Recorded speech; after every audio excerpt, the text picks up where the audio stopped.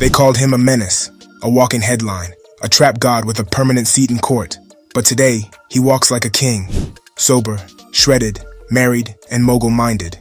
From the darkest corners of the trap to the bright lights of legacy, Gucci Mane rewrote his story. This ain't just a rap story.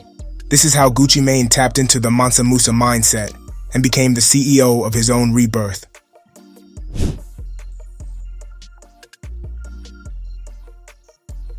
Before the diamonds, before the ice cream tattoo, before the billboard charts and platinum plaques, there was Radric Delantic Davis, born in Bessemer, Alabama, and raised in the rugged heart of East Atlanta, Zone 6. Radric's childhood was more war zone than playground. His father disappeared early. His brother got sent away. And with a hard-working single mother trying to hold it all together, Radric had to grow up fast. Here, life wasn't about choices. It was about survival. By age 9, Radric was already hustling. Not with crack, but candy. That candy hustle taught him inventory, margins, and demand before he even learned long division. By 14, the streets became school. The trap became his job. Not a nickname, a reality. I grew up around killers and dealers. If you weren't hustling, you were starving. Gucci Mane. His mom drilled discipline, strict routines, and no excuses. But outside the front door, paranoia ruled. One wrong move, you could be gone. But somewhere, in the midst of survival, hip-hop became his telescope, his window out. Radric saw not just rappers, but owners. Master P didn't just rhyme, he ran empires.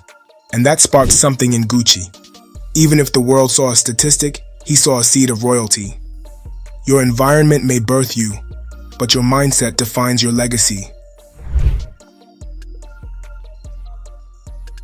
In 2005, the streets caught fire. Icy dropped, and so did every jaw in the industry. Gucci Mane had arrived, loud, unfiltered, and undeniable. His voice didn't sound like anyone else. His flow, southern grime laced with wisdom from the underworld. But Gucci wasn't just rapping, he was architecting. He wasn't in it for 15 minutes of fame. He was building an empire with no blueprint. He started flooding the streets with mixtapes, guerrilla marketing before it had a name. Through sheer hustle, he built 1017 Brick Squad, not just a label, but a launch pad for legends. Waka Flocka Flame, OJ Da Juiceman, Young Thug, Future.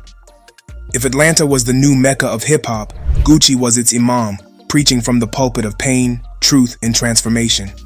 That infamous ice cream cone tattoo? It wasn't a cry for attention. It was a flag, a statement. I'm not hiding. I'm not conforming. I'm branding. I didn't wait for a label. I became the label. Gucci. In a time when artists begged for deals, Gucci created his own pipeline. No press kits, just pressure. No handouts, just hustle.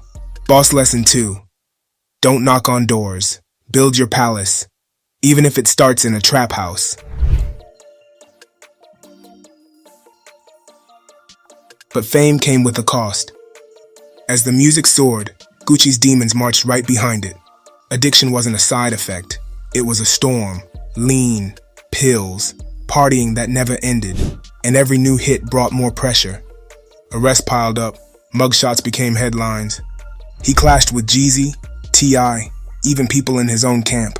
He was legendary, but also unstable. A fire that could burn bridges or buildings, depending on the day. By 2014, his body was bloated, exhausted. His mind, slipping. Paranoia, distrust, rage. Then came another arrest, a moment the world expected. But behind bars, something unexpected happened. Not his sentence. His soul began to shift. In federal prison, Gucci went ghost. No interviews, no mixtapes, no tweets. But inside, he was doing work that couldn't be charted on Billboard. He read dozens of books, meditated, trained. He prayed, reflected. Every rep, every page, every silent night, it rebuilt him. Not as a rapper, as a man. The world laughed, called him a clone. But Gucci was evolving, not for show, but for salvation. He was unlocking his Mansa Musa Mode, a rebirth rooted in self-mastery. Sometimes your greatest upgrade starts in your darkest dungeon. When Gucci came home in 2016, the world didn't believe it was him. He had shed over 100 pounds. His face was calm, his energy laser sharp. The once chaotic trap god now walked like a man with peace in his pocket. He dropped Everybody Looking, and the culture had no choice but to respect it. Then he dropped a memoir, became a best-selling author, and even started making strategic investments. But most importantly, he married Kishia Kawir, his queen who stayed loyal through prison, pain, and silence. Their wedding was a vision board turned real life. White doves, diamonds, destiny. There were no more rap beefs, no more reckless interviews. Now, it was about wealth, legacy, and health. If you keep looking back, you'll trip going forward. Gucci, he wasn't in the studio chasing trends anymore. He was chasing generational wealth, not just for himself, but for his kids, his artists, his future grandkids. The trap god became the blueprint for evolution, from street fame to spiritual clarity. When you master you, the world can't put a ceiling on your glow up. So what exactly is the Mansa Musa mindset? It's more than success. It's about elevation, rooted in discipline, strategy, and soul. It's how Gucci Mane transformed from chaos to control, from trap legend to dynasty builder. Let's break it down. Discipline. Gucci trains daily, no lean, no excuses. He wakes up early and stays locked in. Discipline means showing up even when you don't feel like it.